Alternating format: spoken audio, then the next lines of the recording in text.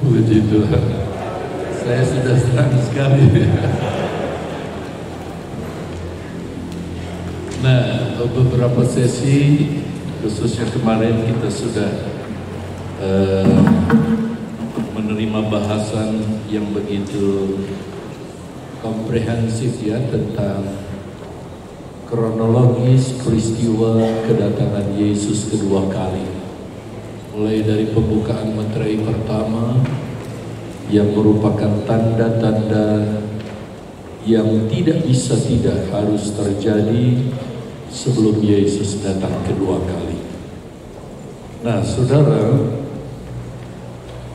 kemudian disusul dengan peniupan 7 sangkakala. Itu pun merupakan tanda-tanda yang akan digenapi dengan peniupan sangkakala yang terakhir, yang ke-7, merupakan sangkakala panggilan di mana Yesus akan datang kedua kali. Lalu orang-orang percaya yang sudah mati akan dibangkitkan, dan orang-orang yang hidup sampai kedatangan Yesus kedua kali, yaitu gereja sempurna, akan diubahkan. Nah, kalau kita pelajari kronologis peristiwa ini, maka kita tahu bahwa semua yang dikatakan firman Allah itu betul-betul harus terjadi. Dengan demikian, ajaran yang mengajarkan bahwa Yesus akan datang seperti pencuri yang setiap saat bisa datang, itu jelas-jelas tidak alkitabiah. Karena kalau kita teliti tentang istilah Yesus datang seperti pencuri, itu tidak pernah diperuntukkan bagi orang percaya, tetapi bagi orang-orang yang tidak percaya. Saudara bisa selidiki itu. Dan mungkin kalau ada kesempatan kita juga bisa membahas tentang bagian itu.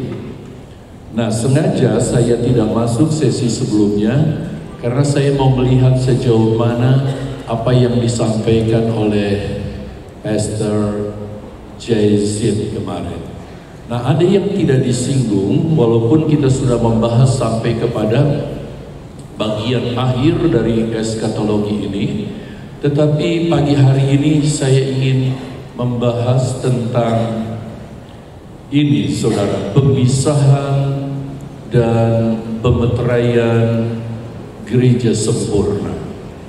Saya nggak tahu nanti apakah dia juga membahas, tetapi saya ambil kesempatan ini bagian yang belum dibahas yang perlu kita mengerti. Sebenarnya saya sudah sediakan materi yang lain, bahkan handout-nya juga sudah siap untuk dibagikan. Tetapi ternyata beliau sudah menyampaikan. Tetapi kalau memang itu nanti dirasa perlu, bisa saja saudara bisa, atau saya suruh nanti ke kantor untuk memperbanyak itu. Tapi sebenarnya di toko buku sudah tersedia buku eskatologi yang secara rinci dijelaskan peristiwa demi peristiwa yang akan terjadi sebelum, saat, dan setelah Yesus datang kedua kali. Nah, baiklah, pagi hari ini kita fokuskan perhatian kita kepada tema ini, pemisahan dan pemeteraian gereja sempurna. Saya memulai dengan pendahuluan bahwa pada umumnya saudara kita sudah akrab sekali dengan istilah penyingkiran gereja. Seperti kemarin sudah dibahas bahwa gereja yang sempurna akan disingkirkan ke padang gurun sehingga mereka akan luput dari mata antikris yang merupakan kepanjangan dari mata iblis.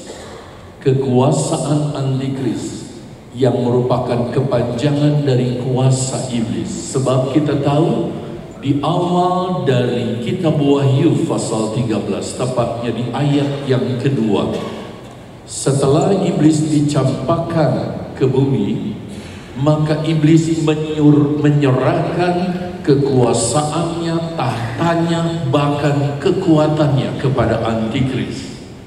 Nah, kita tahu bahwa antikris adalah seorang manusia, Bahkan kemarin disinggung, kalau Reverend Jin katakan kira-kira, tetapi kita pastikan bahwa oknum tersebut, saudara, adalah orang yang pada awalnya diurapi oleh Tuhan begitu rupa.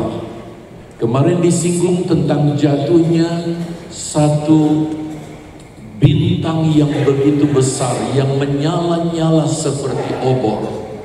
Dengan lain kata, pengaruhnya begitu luar biasa. Tuhan pakai pada awalnya secara luar biasa orang ini. Dia begitu diurapi, tetapi ternyata dia jatuh di dalam dosa.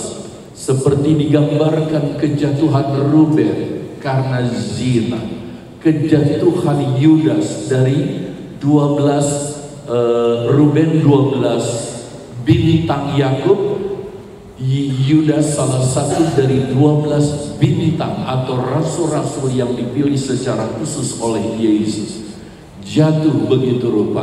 Sebenarnya kalau kita proyeksikan ke atas, salah satu pembicara pernah mengatakan, kalau kita melihat bagaimana sistem Yesus membangun pelayan-pelayan Tuhan yang akan menggerakkan dunia begitu rupa, baik itu di awal kerasulan maupun rasul-rasul akhir zaman, Yesus memakai sistem 12. Jadi kalau kita proyeksikan ke atas, dimungkinkan di sorga pun menggunakan sistem itu.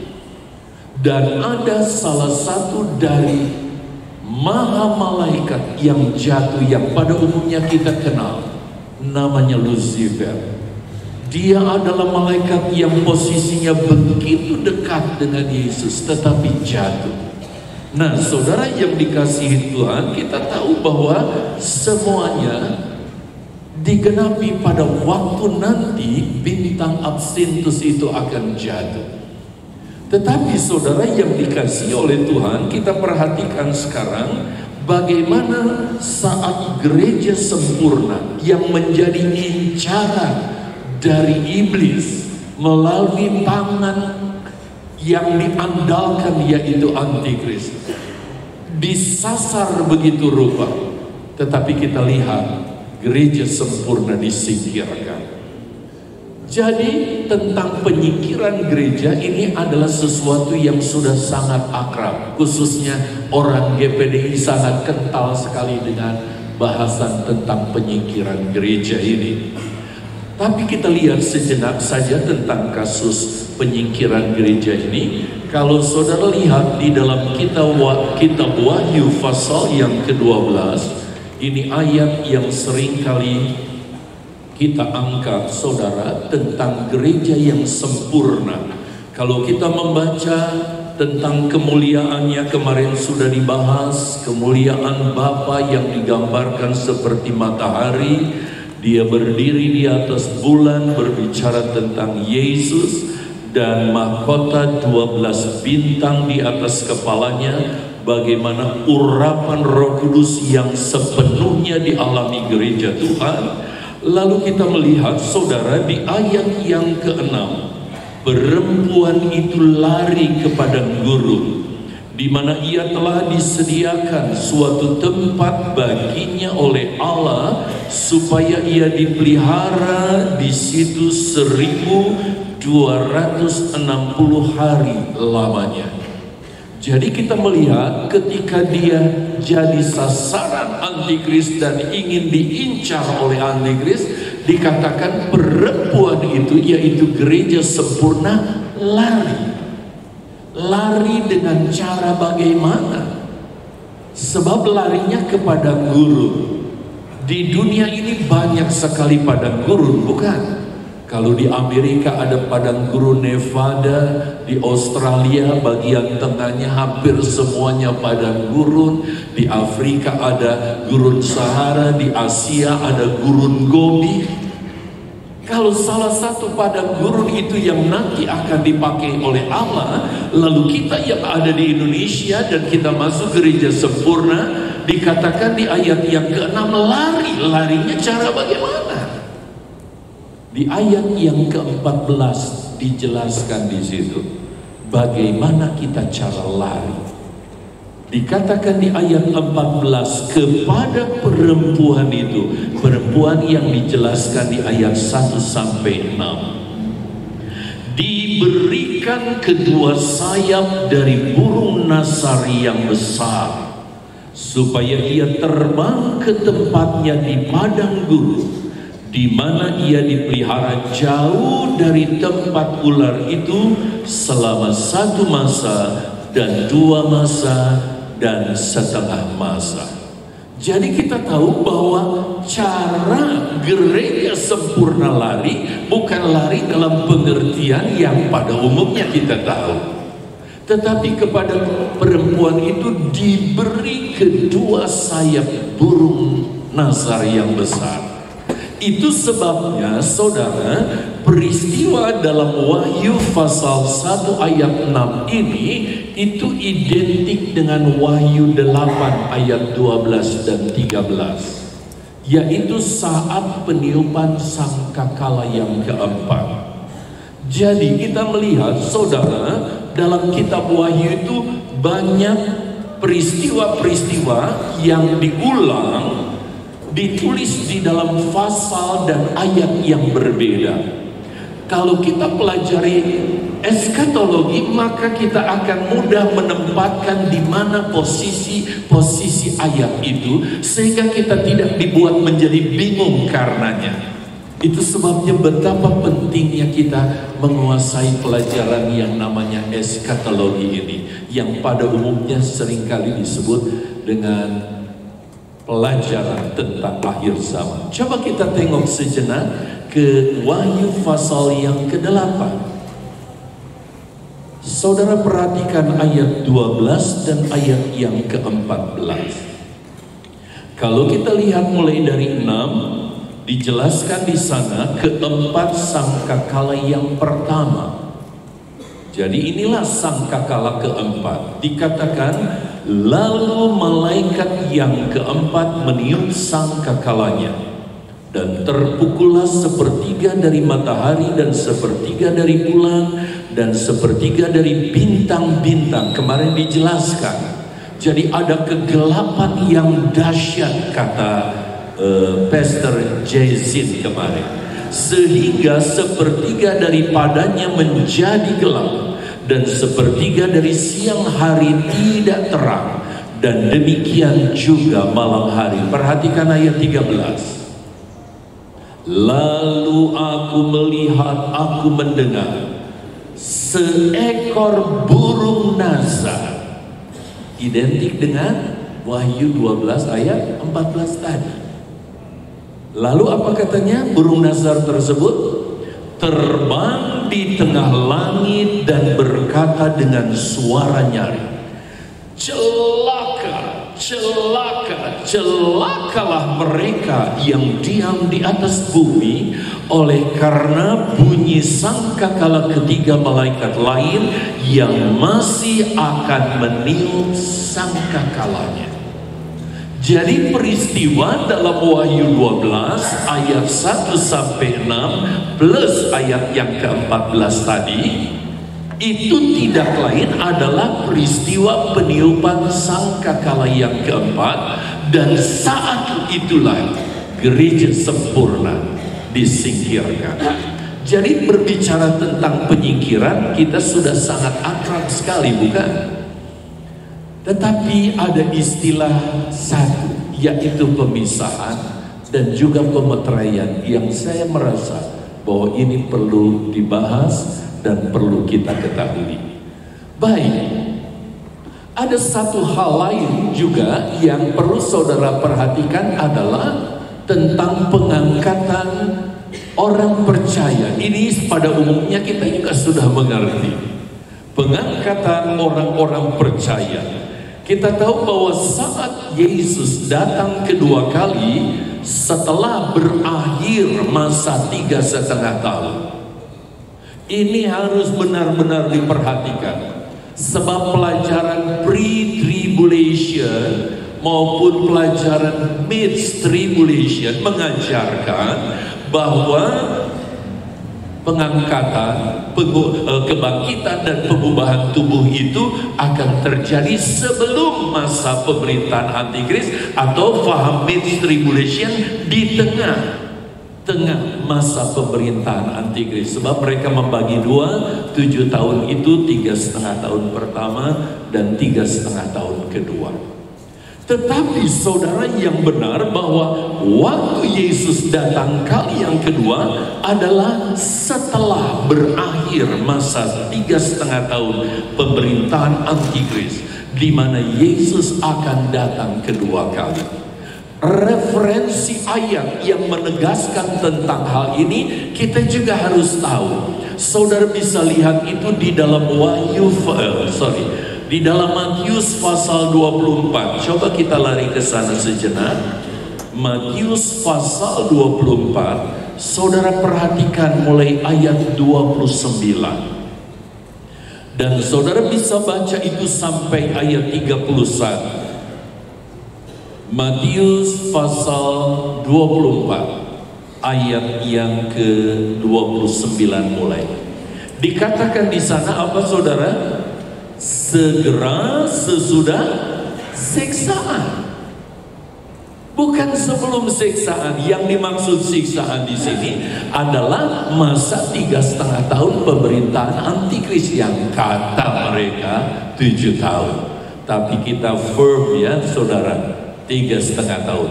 Pada masa itu matahari akan menjadi gelap dan seterusnya. Lalu di ayat 30 dikatakan pada waktu itu akan tampak tanda anak manusia di langit. Yesus, tanda-tanda kedatangannya akan dinyatakan. Lalu kemudian dia akan datang saudara. Jadi nggak pernah ada firman Allah yang menjelaskan bahwa Yesus datang kedua kali sebelum. Bahkan mereka pakai istilah seperti pencuri. Coba kita lanjut sekarang. Orang-orang yang percaya yang telah mati akan dibangkitkan pada waktu Yesus datang kedua kali setelah masa pemerintahan antikris. Dan disusul berikutnya adalah orang-orang percaya yang hidup sampai kedatangan Yesus kedua kali. Siapakah mereka yang bertahan hidup, tidak mengalami aniaya antikris, tidak kena malapetaka apapun, dan mereka hidup sampai Yesus datang kedua kali? Dialah gereja sempurna. Gereja sempurna akan diubahkan, kemudian baik yang dibangkitkan maupun yang diubahkan oleh Tuhan akan diangkat. Istilah yang keren saudara ya, pada umumnya rapture sekali, sangat populer. Tapi sekali lagi mereka tempatkan rapture itu sebelum masa pemerintahan antikris. Yang benar seperti Matius 24 ayat 29 sampai 31 tadi terjadi setelah pemerintahan antikris, setelah siksaan. Nah, baik saudara, tetapi jarang kita membahas peristiwa yang satu ini. Jarang sekali dibahas. Bahkan di jemaat pun jarang kita bahas. Padahal sangat jelas Yesus banyak memberi perumpamaan tentang ini, yaitu peristiwa pemisahan gereja.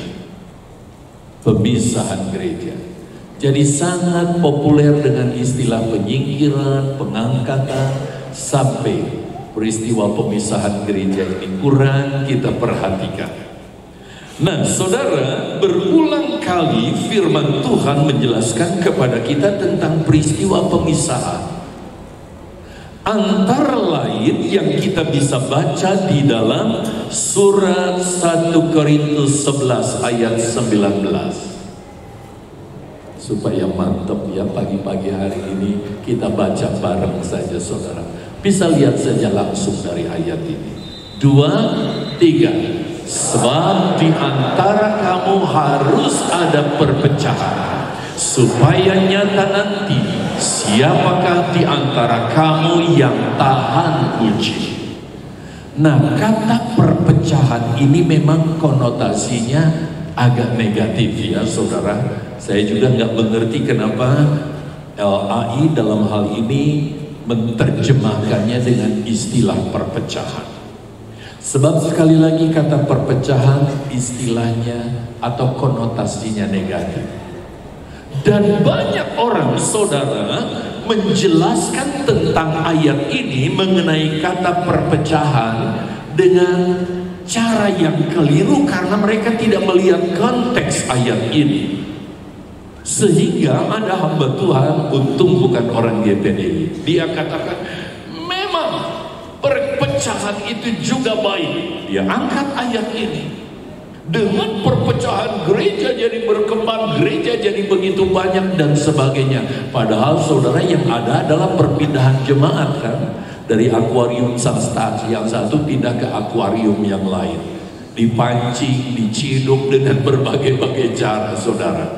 Sehingga secara universal sebenarnya jemaat orang-orang percaya tidak bertumbuh signifikan. Ada satu gereja berkembang begitu rupa, tetapi gereja itu bersumber dari gereja-gereja lain.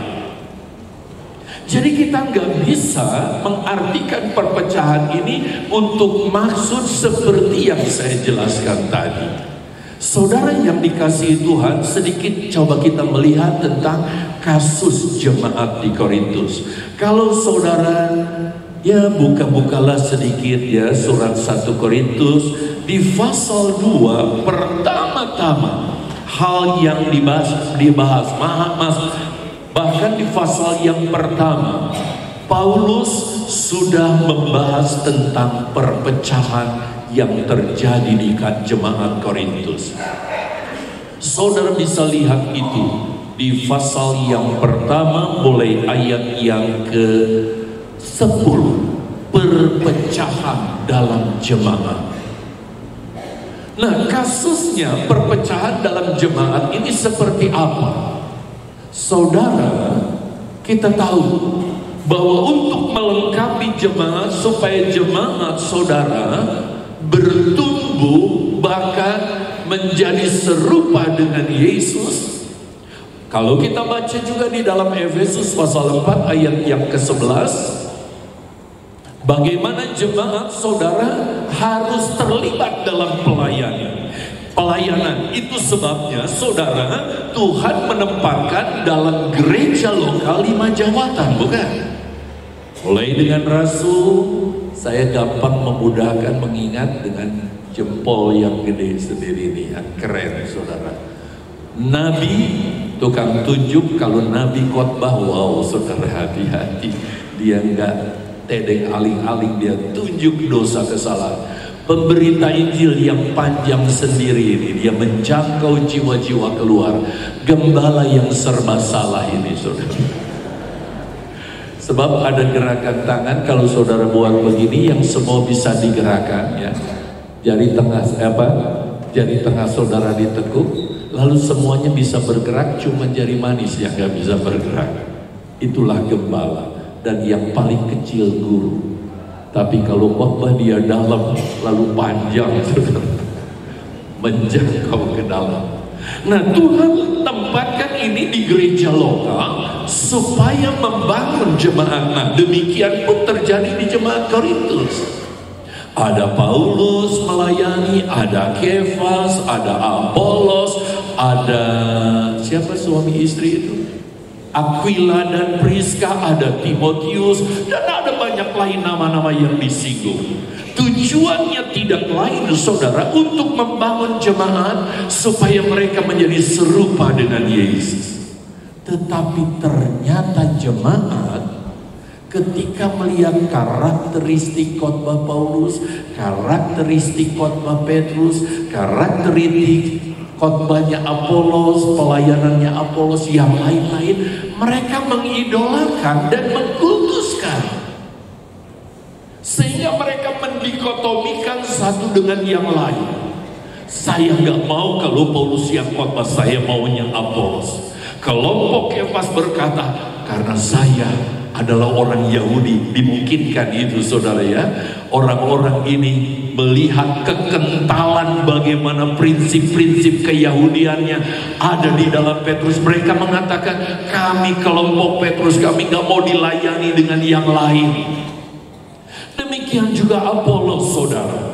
Dimungkinkan dia hamba Tuhan muda, tetapi dia sangat energi, sehingga Aquila dan Priscilla pernah memanggil dia dan memberi nasihat kepada dia begitu rupa.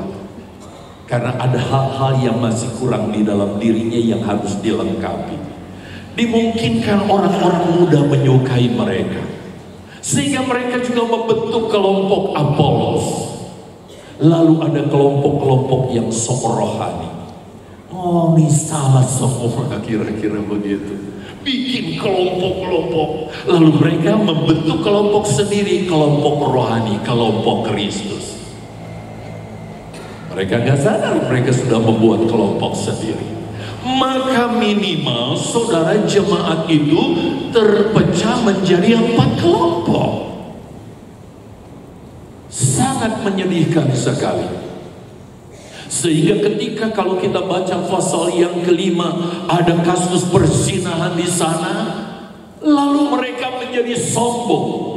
Apa yang dimaksud Paulus sombong? Karena mereka menganggap, puji Tuhan, kasus perzinahan itu tidak terjadi di kelompok kami, tapi di kelompok si Anu. Padahal Paulus katakan gereja adalah satu seperti sebuah adonan. Dan kalau ada kasus ragi zina di situ lalu dibiarkan tidak diurus, maka dia akan menghampiri seluruh adonan itu. Paulus marah habis tentang kelompok-kelompok ini. Lalu dia urus begitu rupa. Datanglah kepada pasal yang ke-11. Paulus dengar ketika mereka adakan perjamuan Tuhan. Saudara, kata perjamuan Tuhan ini itu adalah tidak lain berbicara tentang perjamuan suci yang sering kali kita istilahkan, gunakan, yaitu kita makan roti dan anggur untuk memperingati karya Yesus di kayu salib. Dan perjamuan kasih, makan sehidangan bersama sebagai sebuah keluarga. Jadi kata perjamuan Tuhan itu perjamuan suci dan perjamuan apa ya istilahnya kalau di gereja kita itu ya, kasih begitu. Nah setelah mereka makan minum perjamuan suci, saudara, saya pakai istilahnya begitu saja walaupun di Alkitab istilah itu gak ada saudara ya. Setelah mereka makan minum perjamuan suci, mereka harus mengekspresikan bahwa mereka adalah sebuah keluarga yang harus saling mengasihi, diaplikasikan dalam bentuk perjamuan makan bersama, perjamuan kasih. Tetapi ternyata ketika mereka praktekkan itu, yang kaya kumpul dengan orang yang kaya, bawa hidangan yang enak-enak dan banyak. Lalu mereka makan sepuasnya tanpa melibatkan mereka yang miskin, yang gak bisa bawa apa-apa. Sampai Paulus katakan, kamu makan sampai mabuk. Begitu rupa. Saudara yang dikasihi Tuhan, karena melihat hal itu Paulus menegur orang Korintus dengan ayat tadi. 1 Korintus 11 ayat 19. Memang dia katakan, di antara kamu di sini bukan orang pribadi, tetapi berbicara tentang himpunan orang percaya dalam gereja lokal, yaitu jemaat Korintus. Seperti jemaat-jemaat yang saudara dan saya gembalakan juga begitu, bukan? Harus sebuah keniscayaan, istilahnya Pak Yosardono, yang tidak harus terjadi perpecahan. Jadi perhatikan saudara yang dikasihi Tuhan, dalam gereja lokal akan ada perpecahan dalam pengertian yang lebih tepat sebenarnya, pemisahan. Dan itu akan terjadi atau berdampak dalam skala universal. Perpisahan, pemisahan itu, perpecahan itu tujuannya adalah positif, saudara lihat. Supaya nyata nanti siapakah di antara kamu, di antara jemaat Korintus yang sekian banyak itu, yang tahan uji. Dengan kasus pemisahan itu, dan bukan manusia yang mengadakan, Tuhan yang mengadakan, maka akan terciptalah, terbangunlah jemaat yang berkualitas, yaitu tahan uji, dan jemaat yang tidak berkualitas, yang tidak tahan uji. Itu maksud pemisahan. Kalau saudara membaca di dalam surat 1 Petrus pasal 4 ayat 17, Petrus pakai istilah lain, bahwa Tuhan akan memulai penghakiman. Dimulai dari mana katanya? Rumah Tuhan, gereja Tuhan. Baik dalam skala lokal yang nanti berimbas ke skala universal. Ada pemisahan. Saudara bisa lihat konteksnya dari ayat sebelumnya dan ayat sesudahnya tentang hal itu. Jadi betapa harus kita jadi orang yang menjadi pengikut Yesus yang berkualitas, supaya pada waktu masa pemisahan itu terjadi, kita didapati jemaat yang tahan uji, berkualitas. Tidak bisa kita contohkan ya, sebab mic ini bukan milik saya, milik sekolah Alkitab.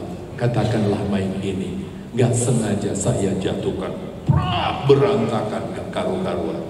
Tapi kemudian dipungut kembali, saudara, ditata ulang, masih berfungsi. Kan berarti benda ini berkualitas, tahan uji, walaupun jatuh, terbanting, pecah, tapi kemudian tetap masih bisa berfungsi, karena berkualitas, tahan uji.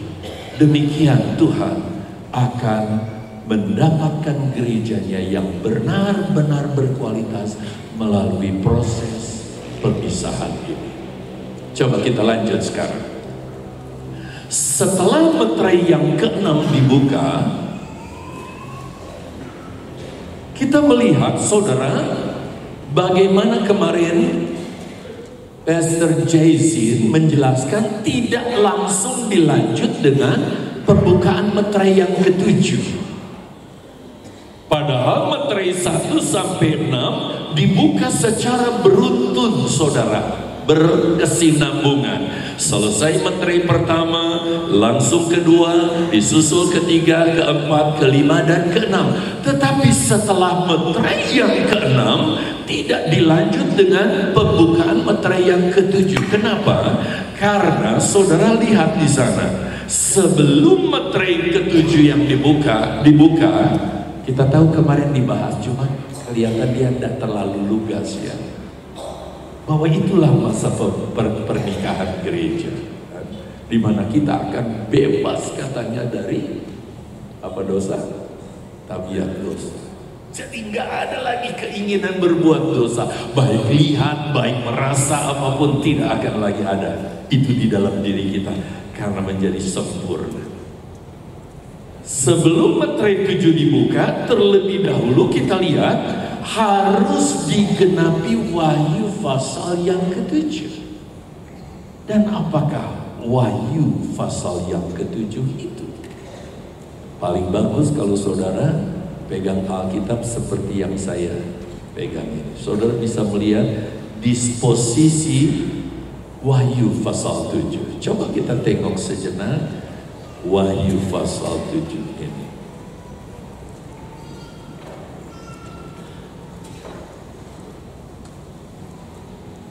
Apa gerangan dengan Wahyu pasal yang ke-7?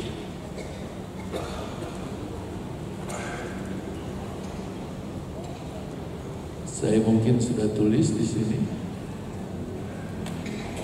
Itulah pemisahan yang kemudian nanti dilanjut dengan pemeteraian gereja. Saya berharap saya bisa sampai ke sana nanti. Yuk kita lihat saudara.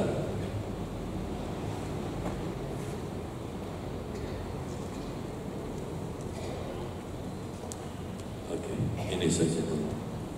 Saudara perhatikan pasal yang ke-7. Maksud saya, saudara perhatikan pasal yang ke-6. Ditulis di sana, Lembaga Alkitab memberi judul ke-6 meterai pertama dibuka.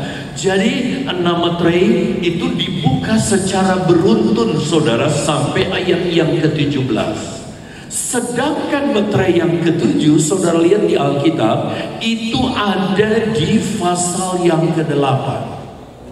Ayat 1 sampai 5. Kalau saya lihat sih saudara, bahwa ayat 2 dan seterusnya itu sudah mengacu kepada dibukanya meterai, ditiupnya 7 sangkakala, bukan? Tetapi yang sangat menghebohkan kan kemarin di ayat yang pertama, dan ketika anak domba itu membuka meterai yang ke-7, maka sunyi senyaplah di sorga kira-kira setengah jam lamanya. Sorga yang gak pernah berhenti menaikkan pujian penyembahan kepada Yesus. Tetapi saat itu berhenti selama setengah jam. Karena inilah waktu yang dinanti-nantikan oleh Yesus mempelai laki-laki. Dan juga waktu yang dinanti-nantikan oleh mempelai perempuan, yaitu gereja sempurna. Lalu kalau saudara lihat runtunnya berikutnya di pasal 12, gereja sempurna dalam kondisi apa? Mengandung dan melahirkan. Disinilah kasus pernikahannya itu terjadi, lalu terjadi pembuahan sampai akhirnya melahirkan anak laki-laki. Tapi bukan itu yang menjadi pokok. Saya akan ajak saudara melihat Wahyu pasal 7. Jadi sebelum meterai ke-6 akan terjadi penggenapan Wahyu pasal 7. Perhatikan ayat 1 sampai ke-8 itu terdiri dari perikop yang pertama. Lembaga Alkitab memberi judul orang-orang yang dimeteraikan dari bangsa Israel. Ada begitu banyak penerjemahan tentang ini. Jadi katakanlah perikop ini jadi debatable begitu rupa saudara. Sebab ada yang menafsirkan inilah nanti orang-orang Yahudi asli yang akan dipakai oleh Tuhan untuk melakukan kegerakan besar di akhir zaman. Sehingga orang-orang datang dan bertobat percaya kepada Yesus. Fakta ini jelas terbantahkan saudara. Dilihat dari fakta sejarah, fakta firman Allah, dan fakta kini. Fakta sejarah, ketika perpecahan saudara, 10 suku di utara pernah ditawan ke Asyur dan tidak pernah kembali. Nggak pernah kembali. Mereka berdiaspora begitu rupa. Demikian 2 suku, yaitu suku Yehuda dan Benyamin. Yang disebut kerajaan Yehuda juga pernah ditawan ke Babel, tetapi mereka kembali saudara. Dalam catatan sejarah tidak pernah diceritakan 10 suku itu kembali. Saya yakin ini karena tangan Tuhan. Sebab Tuhan melihat jauh ke depan. Orang Israel mengeraskan diri menolak Yesus ketika Yesus hadir di muka bumi. Sehingga bangsa pilihan bukan lagi Israel dalam artian Israel secara harafiah, secara jasmani, tapi orang-orang percaya. Itu sebabnya Rasul Petrus berkata, kamulah bangsa yang terpilih. Ketika orang itu percaya, apapun latar belakang bangsa itu disebut sebagai bangsa pilihan Allah. Lalu fakta dari firman Allah, saya sudah singgung tadi. Petrus katakan, kamu bangsa yang terpilih, imamat yang rajani, kerajaan imam-imam, dan sebagainya. Fakta kini kita melihat, Ternyata saudara, selama ini saya setiap kali bawa rombongan ke Israel selalu didengung-dengungkan kira-kira dari populasi seluruh bangsa Israel yang ada di dunia, baik yang tinggal di Israel maupun yang berdiaspora di berbagai negara, ada 3% yang ternyata percaya kepada Yesus. Tahun lalu bulan Oktober kami bawa rombongan ke sana, dan ternyata orang guide kami itu, saudara, lokal guide-nya adalah orang yang asli Yahudi dan dia belajar begitu rupa tentang firman Allah. Dia seorang yang sudah lahir baru bahkan dipenuhkan dengan Roh Kudus. Dia katakan tidak sampai mencapai 3%. Sehingga kalau kita tanya suku ini di mana mereka? Itu sebabnya saudara, suku-suku yang dijelaskan di ayat 1-8 Wahyu pasal 7 ini bukan representatif dari orang-orang Yahudi secara jasmani.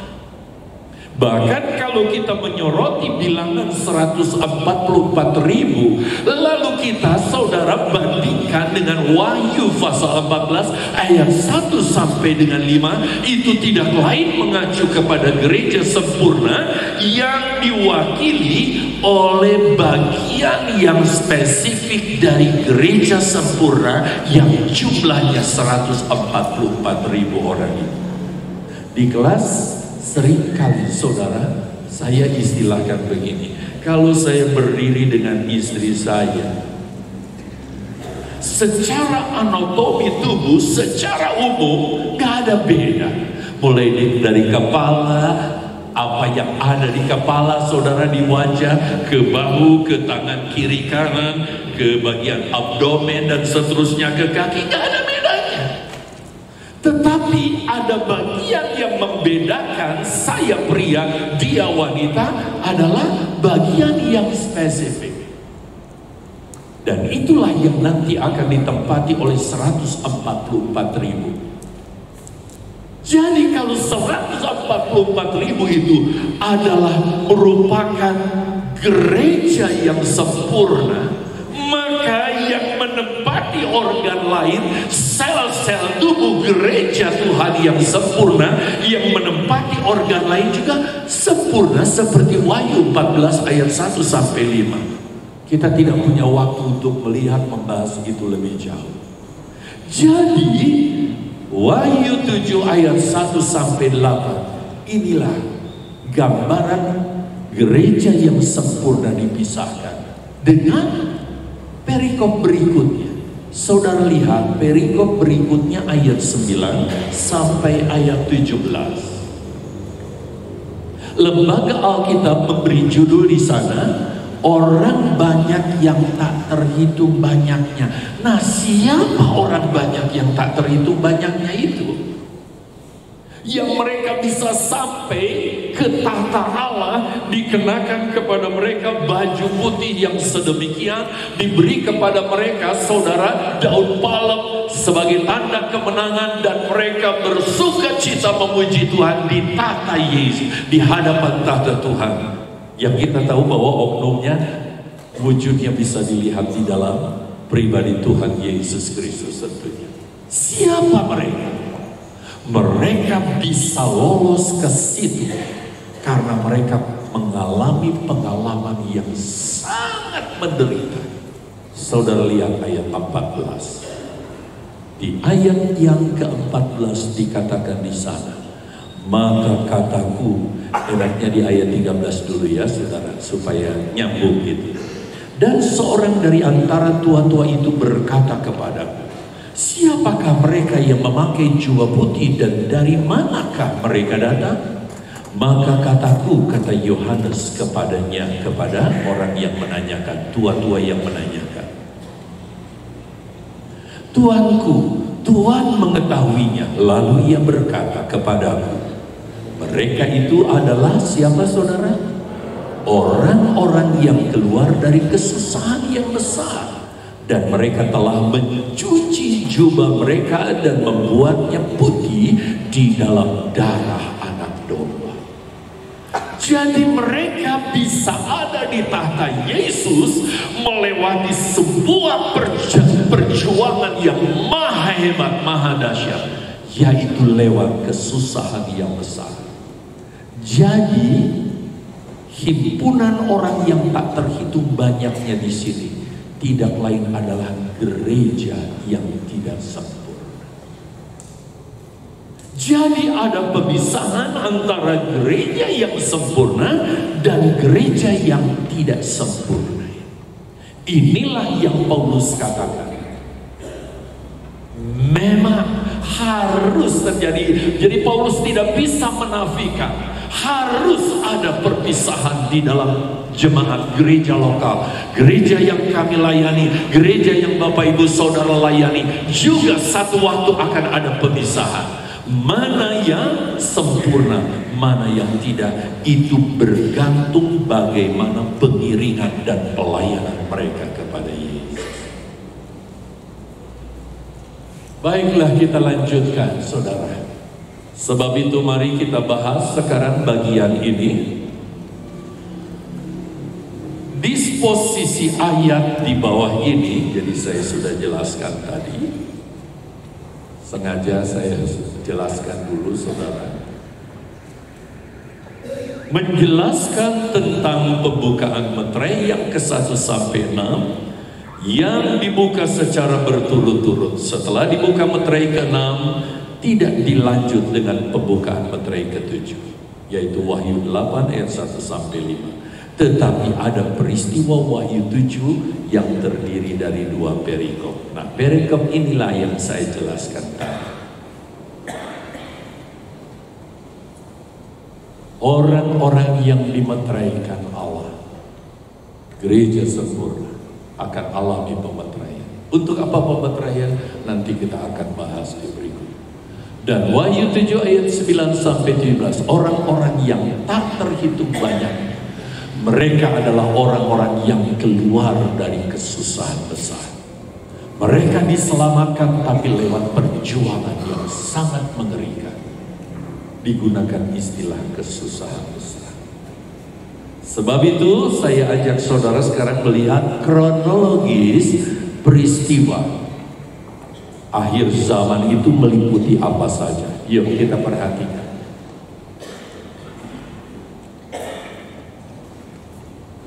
Saya memulai ini, saudara.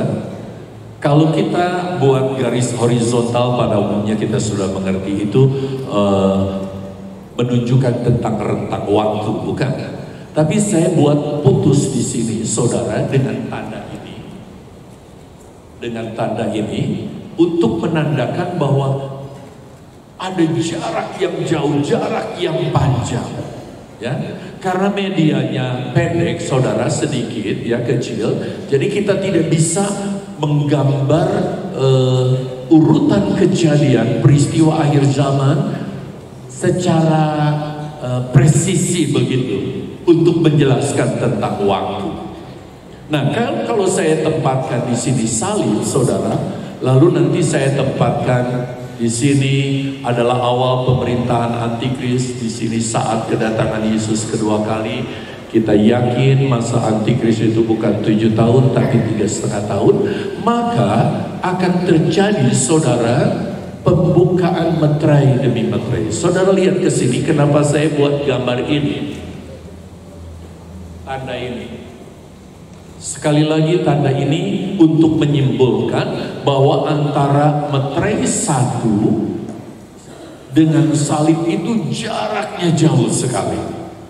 Kalau kita ukur dengan tahun Masehi, konon katanya bukan 33,5 tahun saat Yesus disalib. Kalau menurut hitungan tahun Masehi, karena ada pergeseran 4-6 tahun, maka dimungkinkan tahun itu adalah tahun 30. Katakanlah oke, kita ikuti tahun Masehi, tahun 30. Sedangkan dibukanya meterai yang pertama, yang kita katakan menolak sama sekali kalau itu diterjemahkan antikris. Saya setuju sekali dengan Zain, ya. Dia juga menjelaskan itu. Tetapi itu bagaimana? Pemulihan dari pekerjaan penginjilan oleh kuat kuasa Roh Kudus dipulihkan kembali. Sebab gereja pernah mengalami kemerosotan begitu rupa sampai tidak ada penginjilan selama 1 milenium lebih. Pendeta John W.O.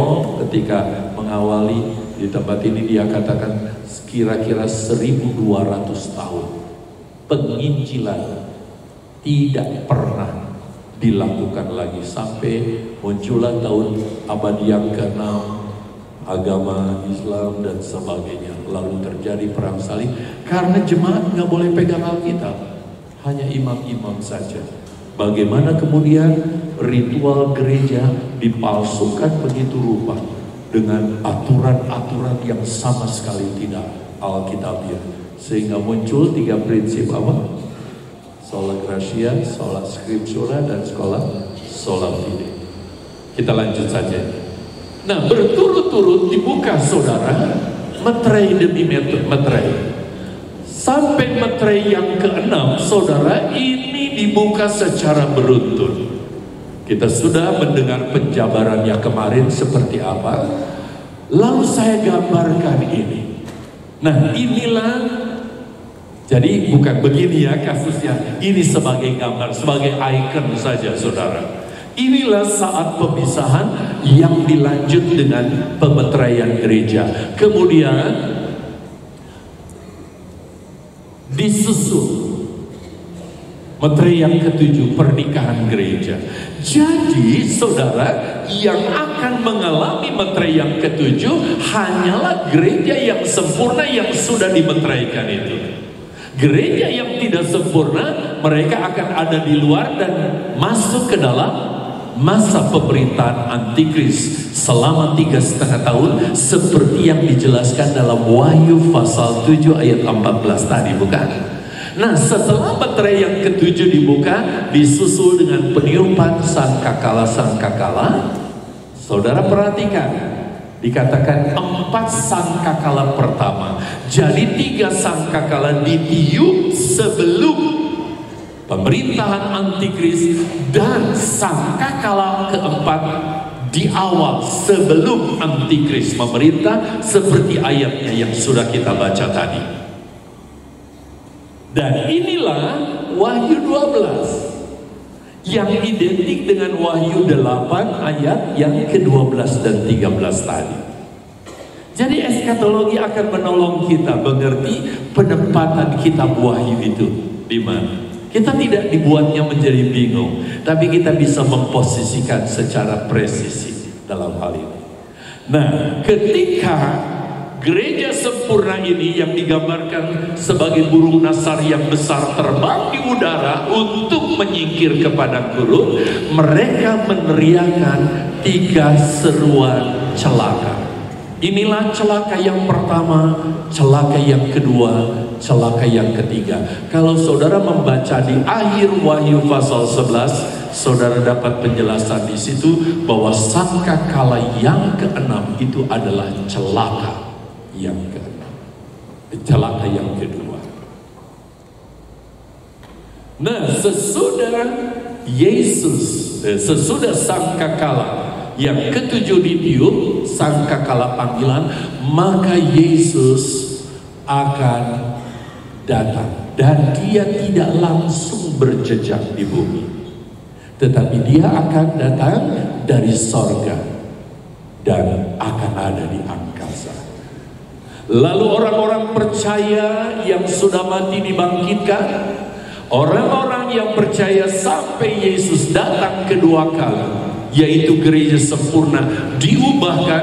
Lalu baik yang dibangkitkan maupun diubahkan diangkat menyongsong Tuhan ke angkasa sesuai dengan 1 Tesalonika 4 ayat 17 dan ayat 16 dan 17. Maka dari sorga Tuhan akan mencurahkan cawan-cawan murka.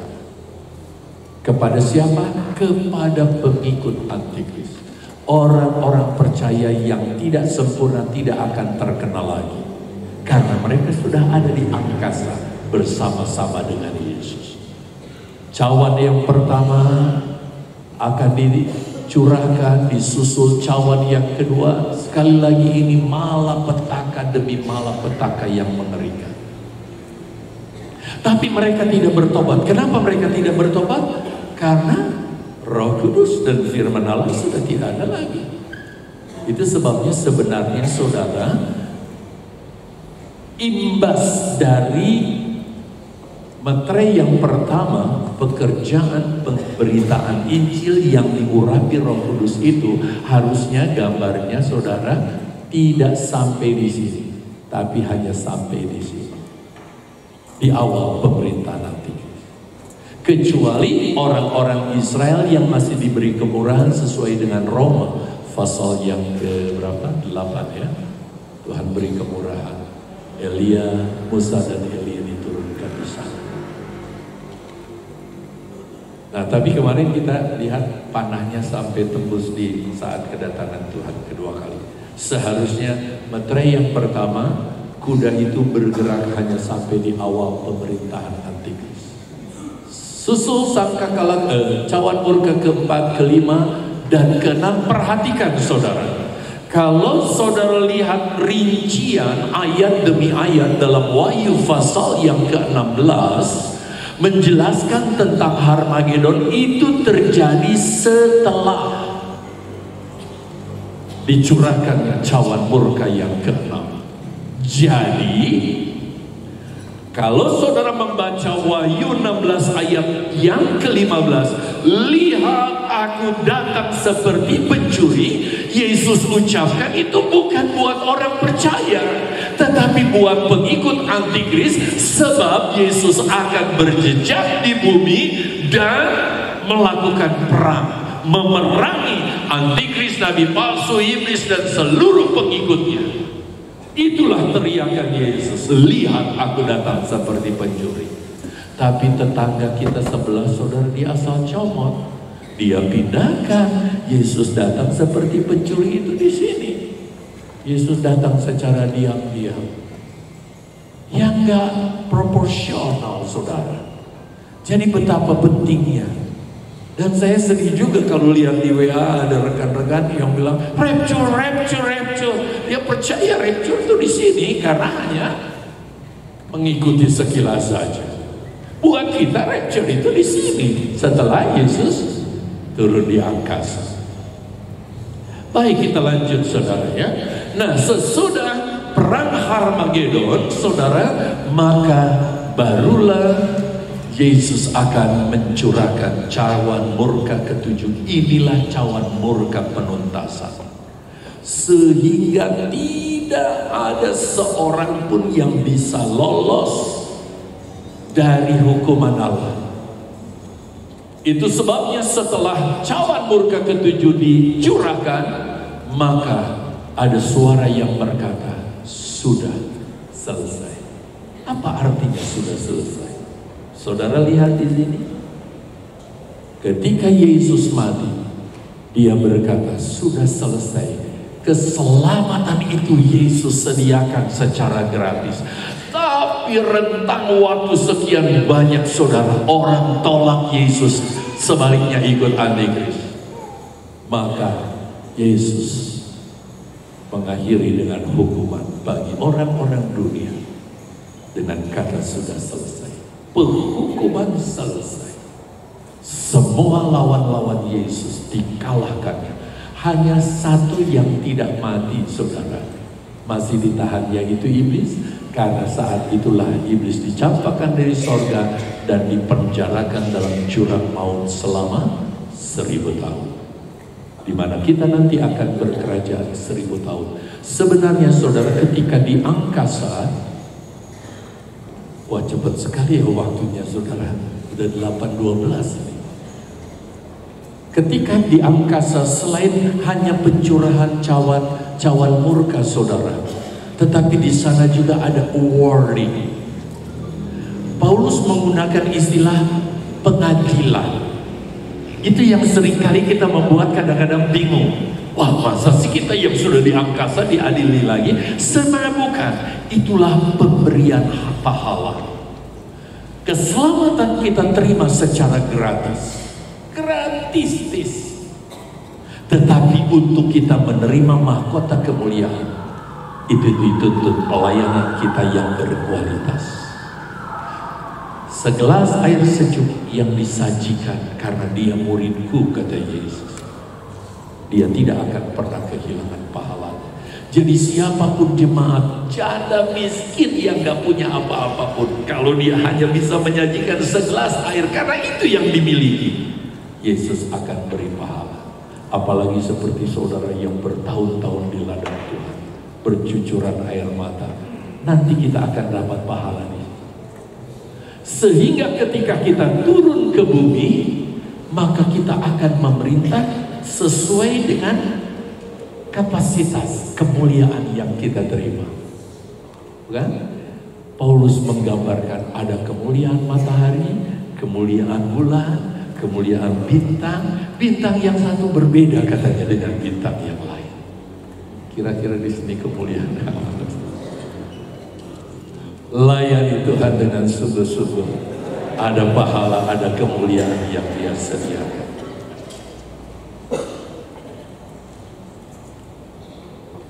Nah, sekali lagi saya mengangkat ayat ini. Pemisahan itu dilakukan bukan tanpa tujuan. Sekali lagi tujuannya adalah untuk melihat, menentukan kualitas gereja, sehingga mana gereja yang betul-betul berkualitas dan mana gereja yang tidak berkualitas. Kita belum bisa lihat sekarang, tetapi nanti ini akan terjadi. Sebab Yesus berkata, Paulus berkata harus, tidak bisa tidak, akan ada pemisah. Jadi sekali lagi bukan perpecahan ya saudara, tapi pemisah. Kita nggak bisa, seorang gembala jemaat nggak bisa menilai ini. Hanya Tuhan yang tahu. Nah, dalam pelayanan Yesus berulang kali dia berbicara banyak tentang pemisahan. Lalang dan gandum, berbicara tentang pemisahan apa kan? Terus pemisahan pukat yang ditabur di laut, ditarik ada ikan, saudara. Tapi pukat itu tidak langsung ditarik di darat, tapi tetap ada di laut sampai nanti katanya malaikat menariknya di akhir zaman. Jadi kita semua sudah ada di dalam pukat kerajaan Allah. Cuma sayang ya, kadang-kadang ada juga yang lolos saudara keluar, jadi mualaf. Nanti sesudah ditarik dipisahkan, ikan yang baik dimasukkan dalam pasu, yang jelek katanya dibuang dan sebagainya. Tetapi saya tertarik dengan Matius 25 ini saudara. Kalau saudara membuka sejenak ke Matius supaya melihat ya, saudara melihat faktanya seperti apa. Saudara buka di dalam Injil Matius pasal 25, di sana ada 3 perumpamaan saudara. Dan ketiga perumpamaan ini sebenarnya semuanya berbicara tentang pemisahan. Coba saudara lihat ayat 1 sampai dengan ayat 13. Lembaga Alkitab beri judul gadis-gadis yang bijaksana dan gadis-gadis yang bodoh. Sebenarnya ini berbicara tentang 10 gadis. Mereka satu kesatuan. Mereka dapat perintah suruh menyongsong, mempelai datang. Tetapi ternyata setelah ke-10 gadis ini berangkat, saudara, ternyata kita lihat hanya ada 5 gadis yang bijak dan 5 gadis yang bodoh. Terjadi pemisahan. Saya langsung tulis di sini, inilah pemisahan dalam gereja, dalam jemaat. Sekarang siapa sih yang dalam doanya, dalam harapnya menanti kedatangan Yesus kedua kali sebagai mempelai? Hanya orang percaya. Jadi perumpamaan ini bagi gereja, saudara. Pemisahan di dalam gereja, dalam jemaat. Mudah-mudahan jemaat yang kita gembalakan Sebuah berkualitas ya. Jadi 5 garis pijak.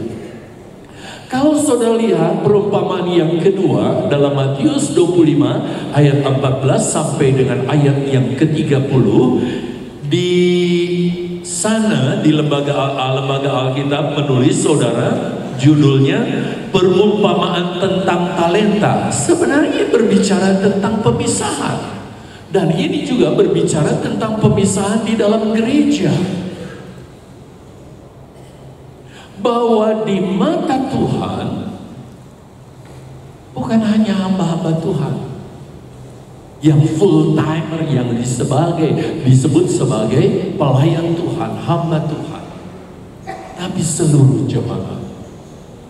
Pada umumnya kita sudah tahu ya, bangsa Israel dari 12 suku saudara, hanya 1 suku yang bisa melayani.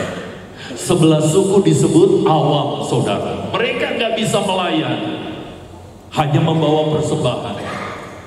Tapi yang melayani di bait Allah adalah suku Lewi. Bahkan untuk menjaga pintu pun dilakukan oleh orang yang dari keturunan Lewi. Tetapi setelah Yesus mati di kayu salib, Petrus berkata, kamulah bangsa yang terpilih dan apa? Imam-imam yang berkerajaan. Jadi untuk sekarang saudara, yang namanya imam itu bukan hanya kita yang bertitel pendeta atau pelayan Tuhan. Seluruh jemaat harus melayani Tuhan.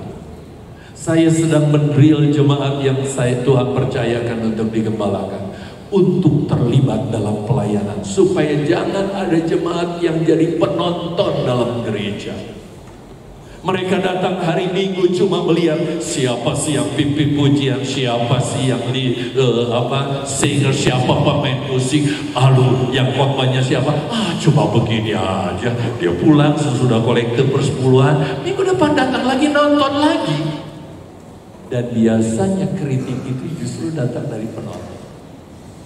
Tapi kita harus libatkan seluruh jemaat untuk ambil bagian dalam melayani Tuhan sekecil apapun. Dan kualitas pelayanan kita, khususnya motivasi kita dalam melayani Tuhan, itulah yang akan dinilai oleh Tuhan. Bukan hanya yang dilihat di luar secara kasat mata. Itu sebabnya saya katakan ini sebagai pemisahan di dalam gereja.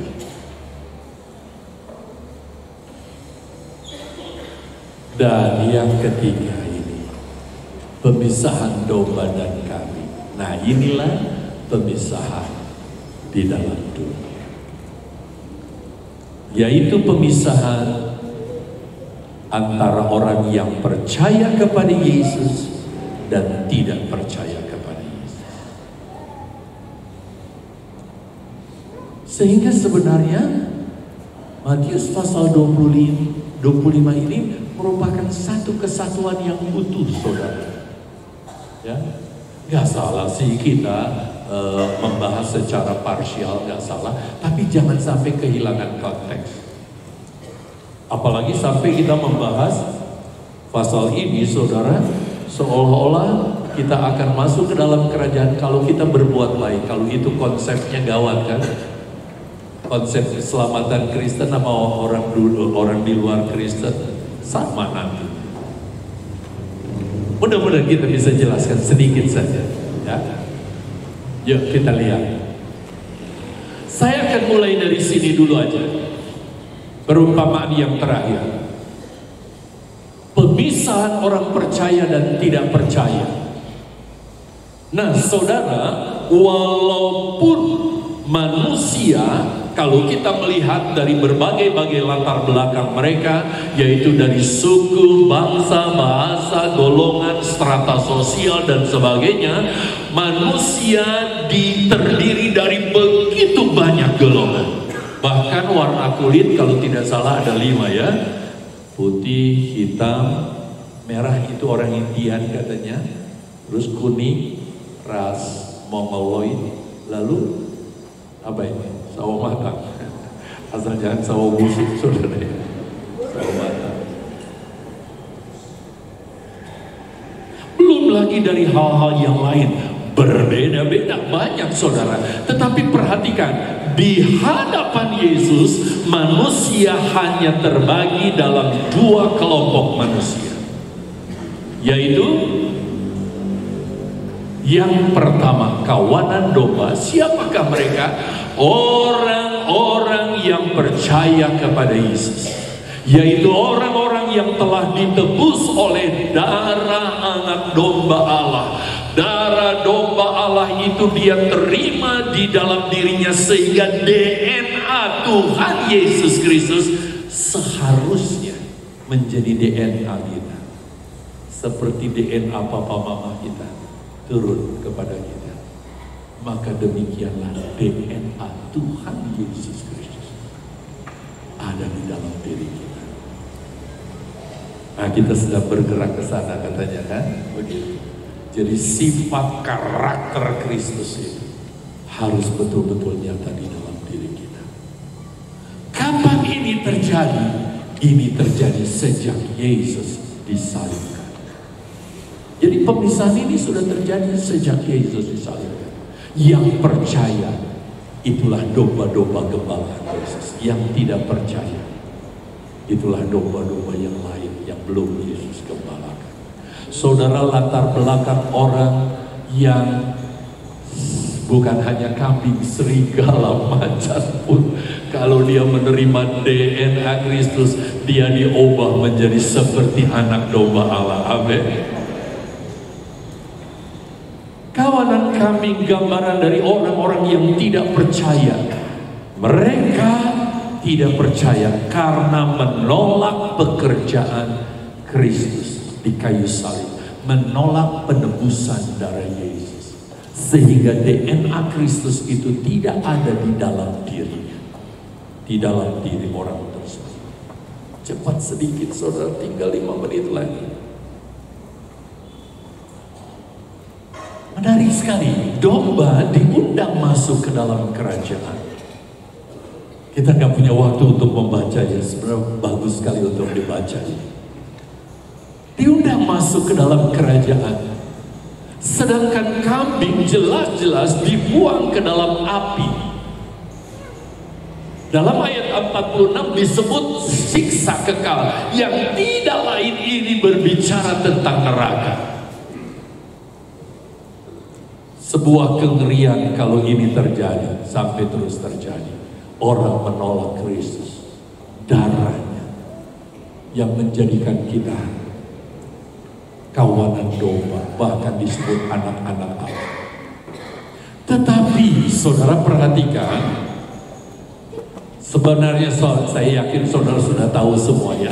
Untuk masuk kerajaan Tuhan seperti yang ditulis di sini dalam sorga, bukan karena usaha yang seperti digambarkan. Ketika aku sakit, memberi, datang kepadaku, melawat aku. Ketika aku lapar, engkau memberi makan. Ketika haus, engkau memberi aku minum. Ketika aku bertelanjang, engkau memberi aku pakaian. Kapan Tuhan? Ketika kamu memberi kepada orang-orang yang kecil. Saudara, kalau kita hanya parsial mengangkat bagian ini dan menekankan itu, tidak lagi menekankan bahwa yang menyebabkan kita masuk ke dalam kerajaan Allah berkenan adalah karena penebusan darah itu. Konsep keselamatan bisa nyasar. Bisa-bisa jemaat nanti mereka berpikir, saudara, oh kalau begitu konsep mereka juga berbuat baik, pokoknya kasih orang miskin aja masuk kerajaan Allah. Sama sekali tidak. Karena kita tahu bahwa orang-orang tersebut melakukan, saudara, karena mereka memiliki DNA Kristus di dalam dirinya, yaitu kasih. Jadi setelah orang itu percaya kepada Yesus dan kasih Kristus ada di dalam diri, dia mau memperhatikan orang-orang yang membutuhkan. Bukan hanya saudara seiman, bahkan Yesus mengajar musuh pun kita kasih mereka. Itulah orang yang memiliki DNA Kristus. Itu domba Ya.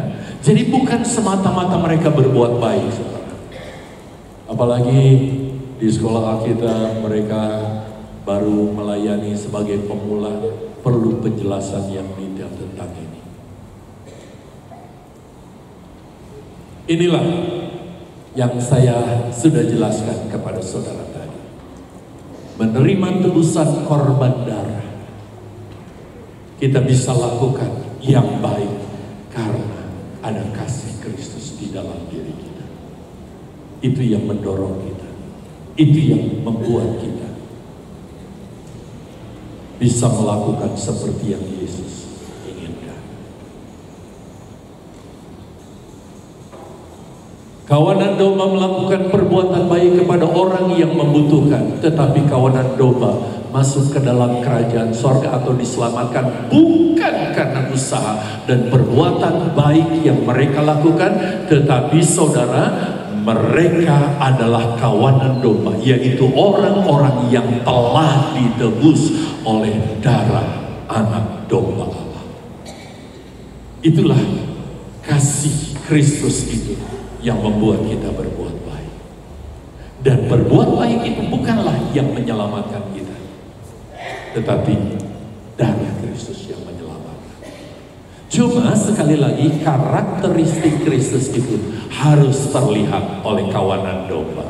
Kalau enggak, mereka enggak melihat perbedaan itu, mereka katakan sama aja kita. Saya cepatkan saja. Setiap orang yang mengaku dirinya sebagai anak domba, anak-anak Allah, sebab percaya kepada Yesus yang telah menebus dirinya oleh darah anak domba Allah, maka orang tersebut harus membuktikan bahwa dia adalah orang-orang yang memiliki sifat dan karakter Yesus anak domba Allah. Dan darah domba Allah itu telah menjadikan kita manusia baru yang bisa mengasihi orang yang memusuhi kita sekalipun. Sebenarnya anak Tuhan gak punya musuh ya saudara, tapi kita dimusuhi. Gitu. Oke, ini bagian akhir.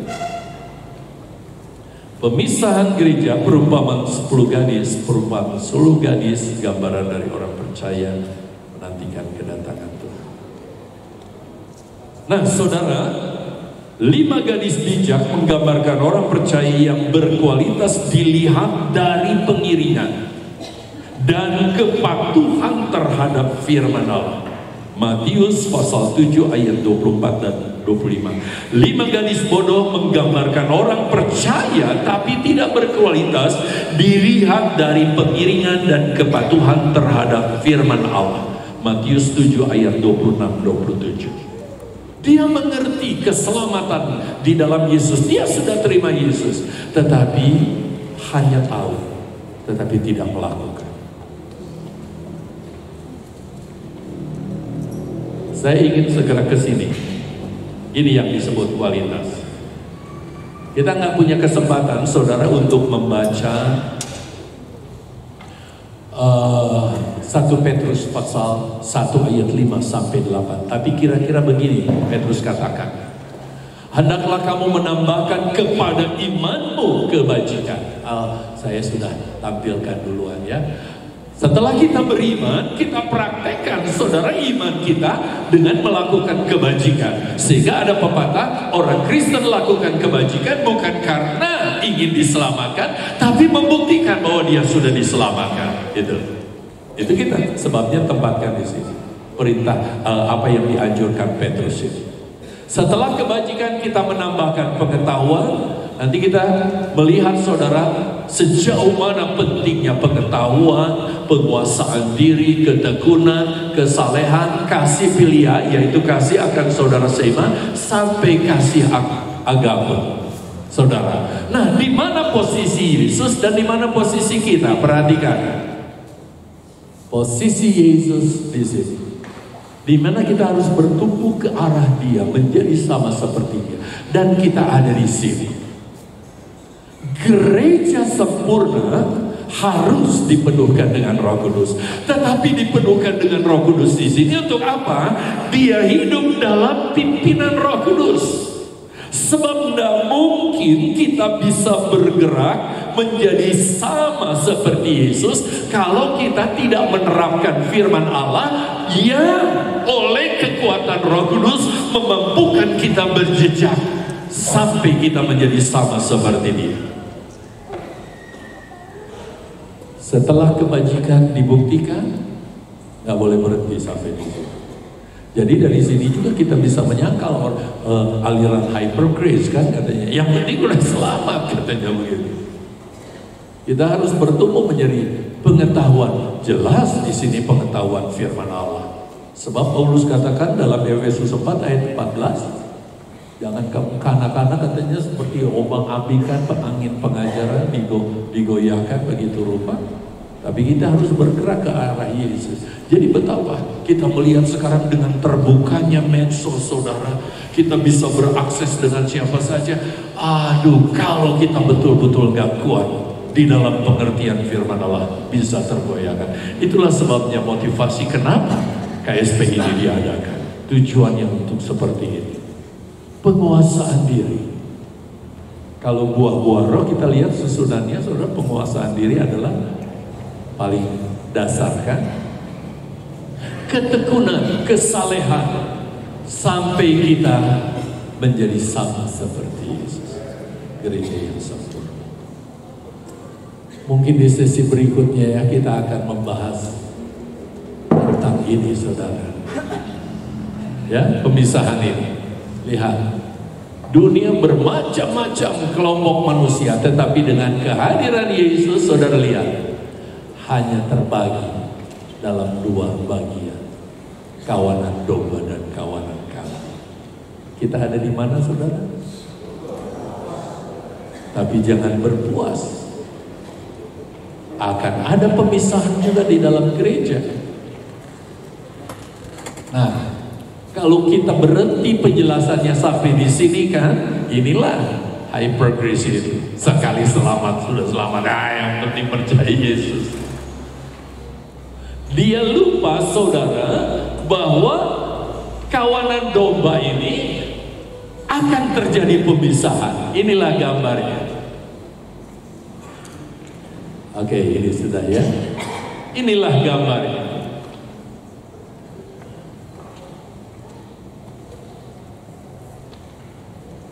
Ujungnya sih sama seperti tadi, Wahyu 7 ayat 14, bukan?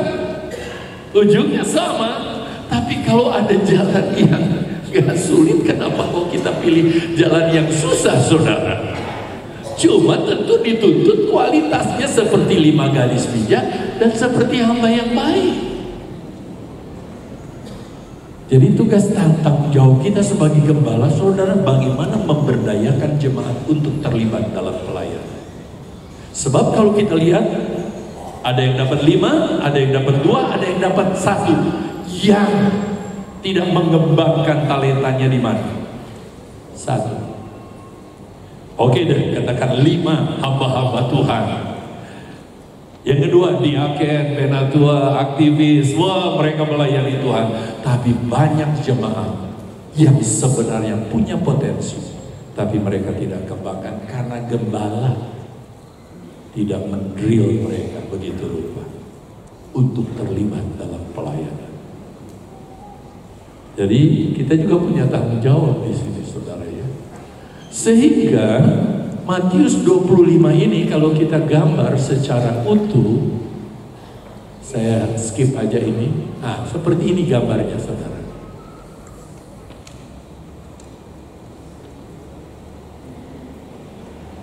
Nah, seperti ini. Ini Matius 25.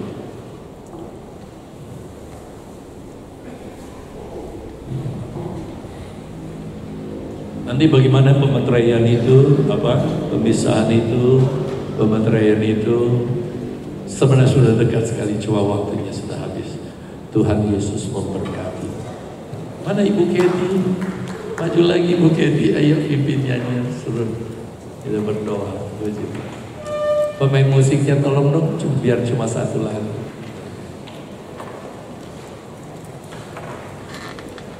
Hidup ini adalah kesempatan. Jangan sia-siakan baik waktu, potensi apapun yang ada pada diri.